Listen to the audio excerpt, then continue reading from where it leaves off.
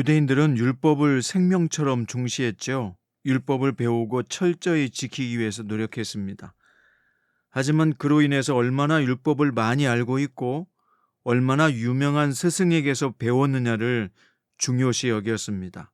그래서 그 기준으로 사람을 평가하고 서열을 매기는 어이없는 현상이 나타났습니다. 이것을 예수님은 아주 신랄하게 질타하셨습니다. 오늘 말씀은 요한복음 7장 14절부터 24절입니다.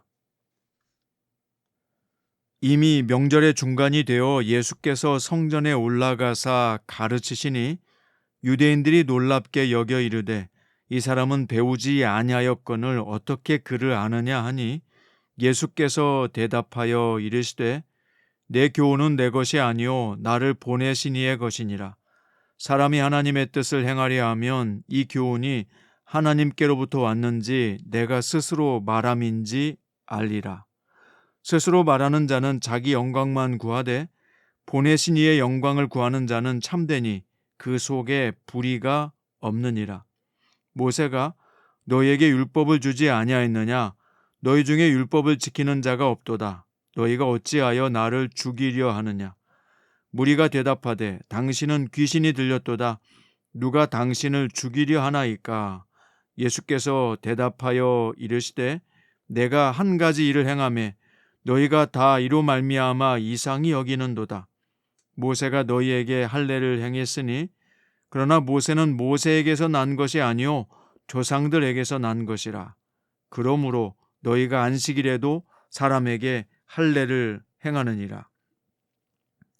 모세 율법을 범하지 아니하려고 사람이 안식일에도 할례를 받는 일이 있거든 내가 안식일에 사람의 전신을 건전하게 한 것으로 너희가 내게 노여워하느냐? 외모로 판단하지 말고 공의롭게 판단하라 하시니라. 아멘. 오늘 말씀의 제목은 사람은 말씀의 준행자요 재판관이 아니다 입니다. 자, 8일간 이어지는 초막절의 중간쯤에 예수님이 성전에 올라가 가르치시게 됐습니다. 그때 유대인들이 예수님이 배우지 않았는데 어떻게 그를 아느냐며 놀랍니다. 이것은요, 유명한 랍비에게서 배운 경력이 없는, 즉 특별한 학벌이 없는 사람이 뛰어난 학식을 가지고 탁월하게 가르치는 모습을 보고 놀랐다는 뜻입니다.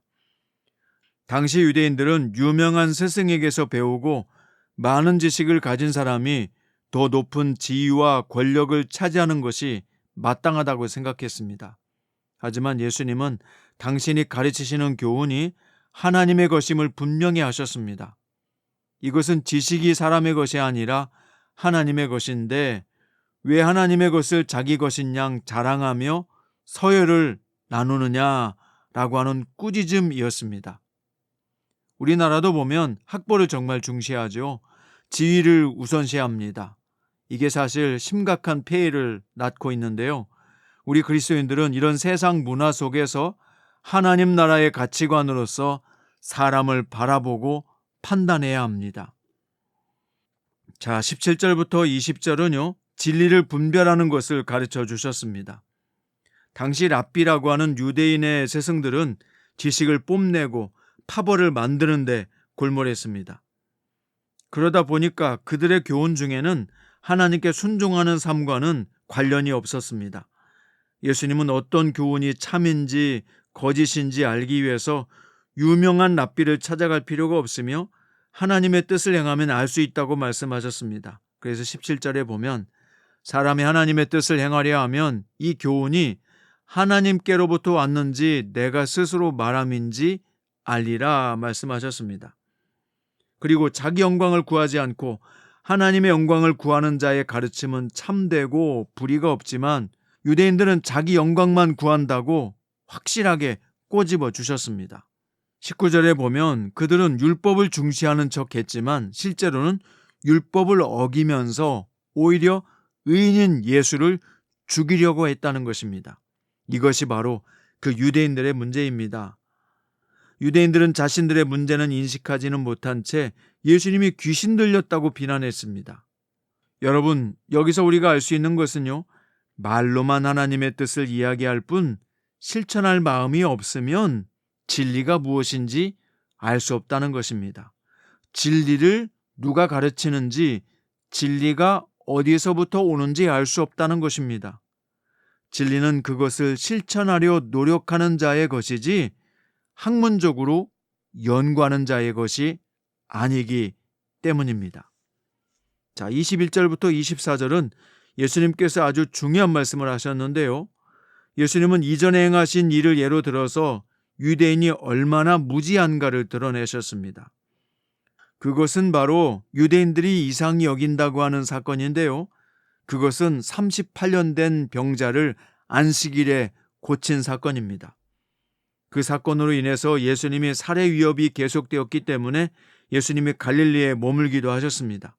예수님은 가르치기를 안식일에 너희가 할례도 시행하는데 안식일에 사람의 전신을 건전하게 한 일 때문에 노여워하고 나를 죽이려 하는 것이 과연 옳은 것이냐? 그것이 과연 율법을 지키는 태도냐라고 항변하셨습니다. 그러면서 외모로 판단하지 말고 공의롭게 판단하라 라고 말씀하셨습니다. 여러분, 그렇습니다. 참된 지식과 지혜가 없으면요, 눈에 보이는 현상으로만 판단하게 되는 것입니다. 유대인들은 예수님을 외모로 판단해서 미워하고 죽이려고 했습니다.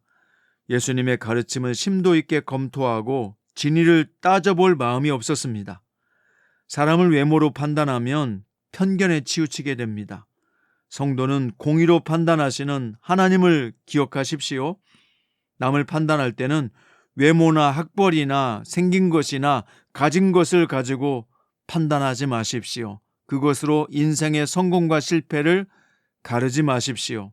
외모에 집중하지 말고 가진 것에 집중하지 말고 사람의 중심을 보고 바르게 분별할 수 있는 통찰력과 지혜가 있기를 바랍니다.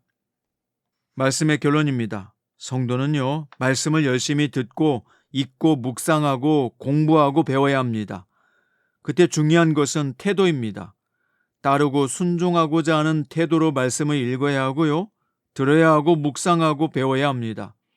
그리고 말씀에 순종함으로 하나님의 뜻을 이루는 것이 성도의 자세요, 삶입니다. 사람은 말씀의 준행자요, 재판관이 아닙니다. 하나님만이 재판관이시고 우리는 말씀을 따르고 순종해야 될 성도인 것입니다. 그것이 원래 사람의 자세요, 태도입니다. 오늘 또 말씀을 판단하지 말고 말씀을 준행해서 그 말씀의 능력과 은혜를 경험하는 풍성한 성도 되시기를 주의 이름으로 축원드립니다.